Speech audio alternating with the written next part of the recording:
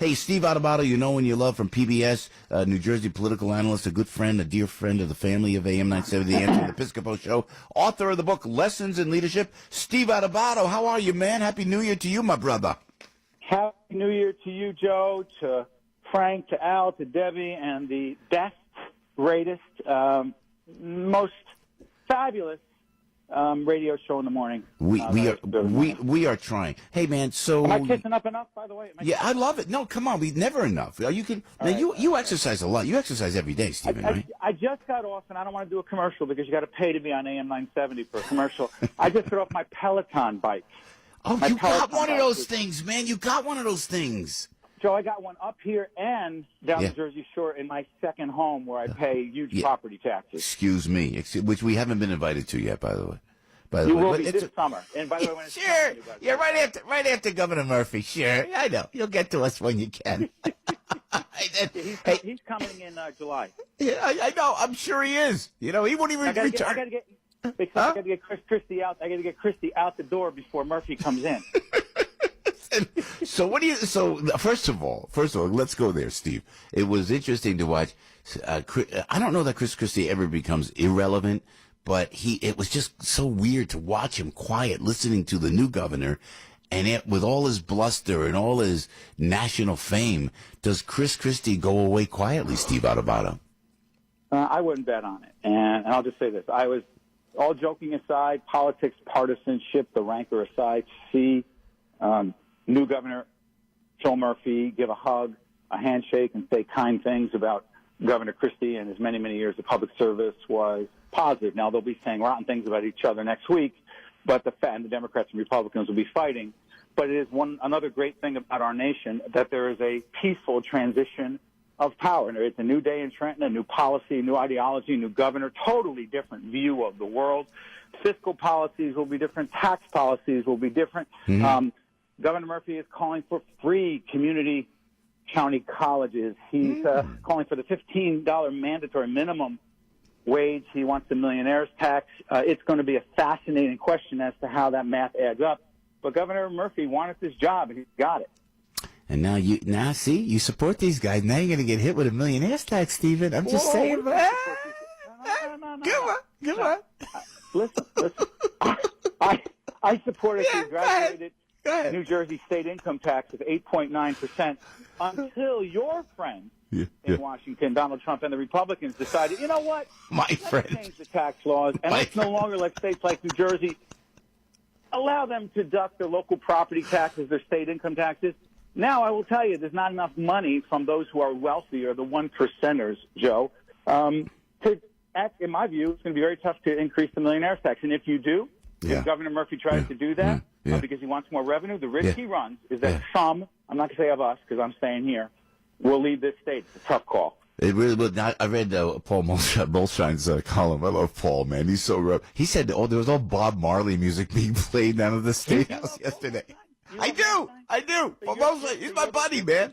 Huh? I got it. You're the one who loves him. I said, but he was saying Marley music was being played. There was all Grateful Dead music being played at the State House. I wanted Phil Murphy to get up there, and do his state of his address as the first governor to legalize marijuana. Taking a hit. Huh? What do you think? You're being so unfair. First of all, I have mixed feelings about the legalization of marijuana. However, look at all the states around this nation that do not have ganja-smoking governors, as you're trying to imply, or listen to Bob Marley and reggae music all the time. The fact is, I'm going to raise the taxes. If you want to go back to your Saturday Night Live days, you were probably the only guy in that cast who did not fool around that way. I was the only one. That being said, I know you're a straight arrow, but the fact is, Governor Murphy's going to have to figure out, and I think he is, going to figure out how to legalize marijuana, to control the distribution and sale of it, and to bring in significant revenue in the state. He's got to convince Republicans and some Democrats, including the new Assembly Speaker, Craig Coughlin, who has mixed feelings about legalizing marijuana. But I'll tell you what, it is a new day. And by the way, people all knew this about Murphy before they voted for him, and they did. Just like Trump, I may disagree, but people voted for him. Yeah, it's true. Although I'm feeling, Steve, help me out here, man. And you know the inside. I'm a fan of Steve Sweeney, president of the Senate in Jersey. As am I. Love this guy. Those big hands, man. He's a tough guy. He's a union guy. That's the guy who listen, with due respect, and we wish Governor Murphy, and I jest, I'm just a little ticked off because he didn't call me back. But that's okay. As long as he talks to my friend Steve Adubato, as long as he talks to Steve Adubato, I'm fine with it. But listen, whatever you want me to ask, I'll ask. So where are you going? Well, no, what I think Steve Sweeney was supposed to be the governor. That was, I mean, I could see the Democrats coming in because everybody's so upset with the Governor Christie, but wasn't Sweeney supposed to be the guy? Well, it's interesting how you describe that. Because I believe Steve Sweeney, the president of the Senate, did have and the inside track, if you will. He had a lot of Democratic support. But here's the thing. Yeah. There's no one who's supposed to be anything. Yeah. Christie was supposed to be the Republican nominee for president, and look what happened. And my point is this. Bill Murphy, I don't care what people think about his policies, and we'll see what happens as time moves on, but he figured out how to engage, how to get the support of the Democratic leaders in that primary to, frankly, outposition Steve Sweeney and the Jersey City Mayor, Steve Fulop. And the bottom line is that's how he won the nomination. That's how he ran against your good friend, who I think the world of, Kim Guadagno, lieutenant governor, and became governor. Mm-hmm. So now he's got this job where he's got the pension issue, where he's got public employee unions who do not want any changes in the pension contribution or the health care dollars that they pay. He's got to figure out that. He's got a massive budget hole. But he knew what he was walking into. Well, Steve Adubato, you have cocktails and you have personal relationships with all the big guns in Jersey, not like all of us. But tell me, I hear Governor Murphy, and I keep hearing from close personal friends, that he's a very decent guy. He seems to me like, and again, I want to disclose this. I used to say that about Chris Christie, that he was a friend. I cannot say that about Governor Murphy. We're not personally close. Some of the people close to him I am friendly with. But the fact is this. When I watch him with his wife, Tammy, with his children, I don't think anyone's that good an actor to put on what he puts on. The reality is he's a family man. Yeah. He is somebody who has made a lot of money in the private sector. He's been the former ambassador to Germany. I think he's a decent, honest guy. And even if people don't believe in or agree with everything he's doing, you cannot question his character or his integrity. And I think that he's going to try to figure out quickly how politics, hardball politics in Jersey really works. Yeah. Steve Sweeney and others are going to challenge him every step of the way, and we'll see what happens. Yeah, I love this conversation, Steve. This is great because, my friends call me, all my conservative friends, they are just so upset, literally calling me saying, oh, my God, what's going to happen? So I'd like to allay some of those fears. Now, and also help me out. Do they ask you why you have me on? Do you really conservative friends? Like, we have a mutual conservative friend, our mutual attorney friend, Nick Greco, which takes a little bit off my legal bill right now that I mentioned his name. But the thing is this. Do you get some of your conservative friends, and Frank knows this because he's got a lot of conservative friends. Well, do they say, why do you have Steve Adubato on the line? He's not one of us. He's an independent thinker. He leans left sometimes, even though he's got a clear mind. And we don't agree with him. And he criticizes the president when he says horrific things on immigration. They're not that adamant as you're portraying it, but yes, they do say that. This is the show where the word I use is pragmatic. We just open it to everybody. Bernie Sanders has been on the show. We want to hear from everybody. Like when we talk about somebody, Governor Murphy's welcome to join the airways. Governor Cuomo, Frankie Five Boroughs is always after Governor Cuomo. I like Andrew Cuomo. But, Governor Cuomo's welcome to call the show. But help me out here, Steve, my friend. Help me out here. Cory Booker, who, now you and I know. And now this I will hear. People will say, Joe, you're wrong. Cory Booker is one of the most decent men I've ever met. He's a longtime friend, and he's a friend.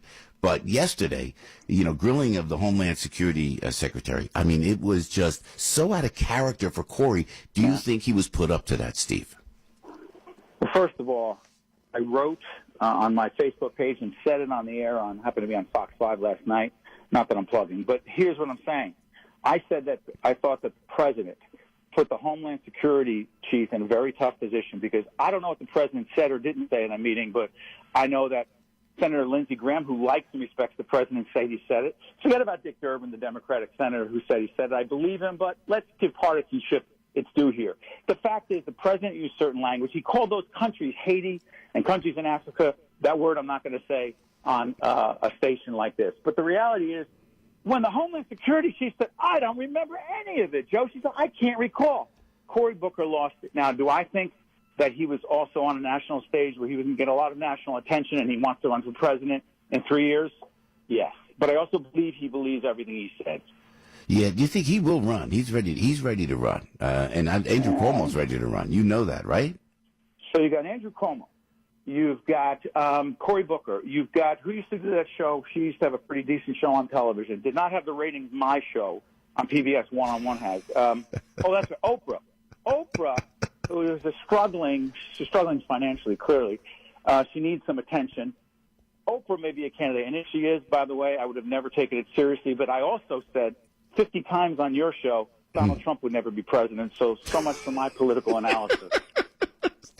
Steve, we always appreciate great conversation this morning, Steve. You know you can't make it up, my friend. And me, you, and Nikki Greco, we got to get together, man. We're due for a hang. You did not need to mention his name twice. The over and under was one ago. Hey, come on. You know he was like there for me day one when I started going into doing public service, nonprofit arena. Nikki was always there, right? But you know, if I had a criminal problem, you know who I'd call? Anthony Pope. Yeah, well, Anthony's the guy. Anthony's the guy. In case I have to call Anthony, I want to make sure I said his name on the air. You got it. Stephen, thank you. Give our love to the family. Always appreciate it, Steve Adubato. God bless you, brother. Guys. All right. Love you too, man. Steve Adubato from PBS, political analyst, author of that book, Lessons in Leadership. He does a great job when he moderates all these corporate events that Steve does throughout the week. And you don't want to miss Steve Adubato when we have our business breakfast. And he hosts the business breakfast on AM970, The Answer.